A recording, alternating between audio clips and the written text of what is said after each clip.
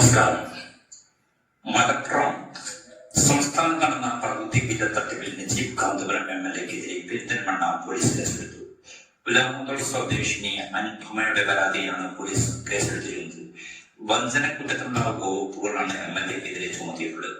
സംസ്ഥാനത്തെ എല്ലാ ജില്ലകളിലും പരാതി പ്രളയം തുടരുന്ന പകുതി വില തട്ടിപ്പ് കേസിൽ സമഗ്ര അന്വേഷണമാണ് പോലീസ് നടത്തുന്നത്. പ്രതി അനന്തകൃഷ്ണനെ ആലുവ പോലീസ് ക്ലബിൽ റേഞ്ച് DIG റൂറൽ SP-യും ഒരുമിച്ച് ചോദ്യം ചെയ്തു. അതേസമയം 450 കോടി രൂപയുടെ തട്ടിപ്പ് നടന്നുവെന്നാണ് നിലവിലെ നിഗമനം. അനന്തമിന്റെ 4 ബാങ്ക് അക്കൗണ്ടുകളിൽ പോലീസ് മരവിച്ചിട്ടുണ്ട്. എന്നാൽ തട്ടിയെടുത്ത പണം അക്കൗണ്ടുകൾ കണ്ടെത്താനായിട്ടില്ല. പണം എവിടേക്ക് പോയി എന്നതിന് പോലീസിന് ഇതുവരെ വ്യക്തത വന്നിട്ടില്ല. ബിനാമി അക്കൗണ്ടുകൾ ഉൾപ്പെടെ മറ്റ് അക്കൗണ്ടുകളും വിവരങ്ങളും ശേഖരിക്കുകയാണ് പോലീസ്. ബന്ധുക്കളുടെ പേരിലേക്ക് പണം മാറ്റിയതായും കണ്ടെത്തിയിട്ടുണ്ട്. ഈ അക്കൗണ്ടുകൾ ഉടനെ അറിയിപ്പിക്കും. ഇടുക്കിയിലും പാലയിലും വസ്തുക്കൾ വാങ്ങിയതായും വാഹനങ്ങൾ വാങ്ങിയതായും അനന്തൻ മൊഴി നൽകിയിട്ടുണ്ട്.